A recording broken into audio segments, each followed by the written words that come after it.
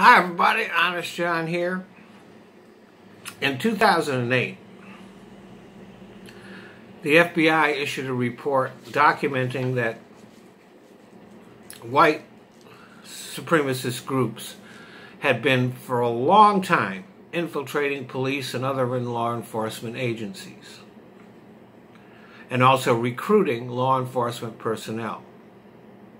Now, infiltrating may not exactly be the right word here because many of them don't even bother to try to hide their bigotry. But there are others called ghost skins who avoid overt displays of racism in order to blend into society and covertly advance the white supremacist agenda. In law enforcement, they use their authority to harass people of color and also to tip off white supremacist terrorist groups about impending investigations. For example, in 1991 in Los Angeles, members of the Sheriff's Department formed a neo-Nazi gang that routinely terrorized blacks and Latinos. In Chicago, Police Detective John Burge, or Berger, tortured black men with electroshock for decades. And it wasn't until 2008 that he was fired and prosecuted for it. In 2009, the Department of Homeland Security wrote a report with the FBI which described right-wing extremists as the most dangerous terrorist threat in the United States. And the Republicans went crazy because, speaking of infiltrating, the rise of the Tea Party brought a whole bunch of racists into the Republican Party, and now they dominate it. So they were upset that there was a report like this because this was their base. So they went crazy, and instead of standing up for the truth, DHS Secretary under Obama, Janet Napolitano, chickened out, shelved the report, and dismantled the unit that was investigating right-wing terrorism. I wonder how many people have died because she did that.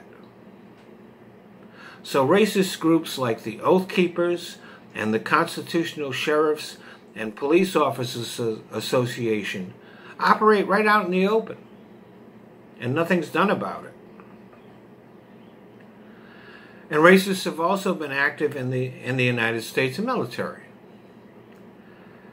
31% of members of right-wing terrorist groups have military experience.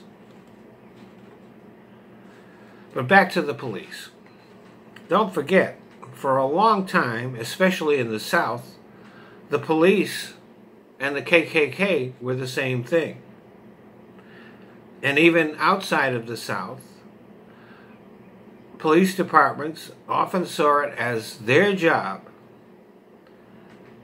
to protect the white community from blacks.